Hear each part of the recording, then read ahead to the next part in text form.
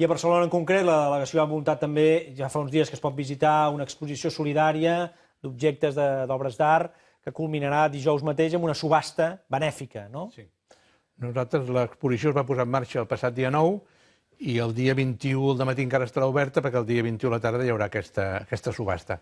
Aquesta subhasta benèfica és un acte com un altre.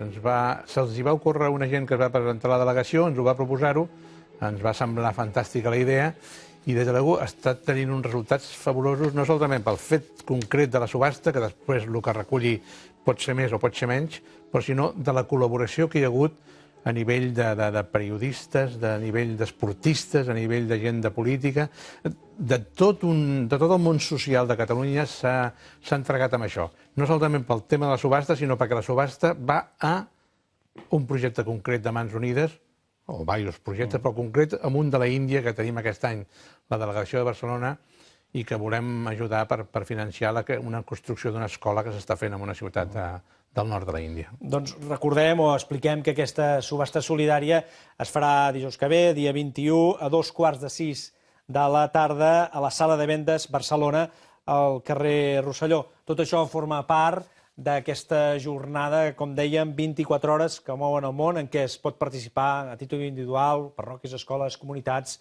encenent simplement una espelma. Joan Martí, moltes gràcies per explicar-nos el seu testimoni personal vinculat a Mans Unides i engrescar-nos també a col·laborar amb aquest tercer món que continua en la pobresa. Aquí tenim crisi, però ella és una crisi perpètua, i gràcies també per iniciar aquestes iniciatives solidàries que poden ajudar molta gent. Moltes gràcies. Fins una altra. Gràcies a vosaltres per convidar-me.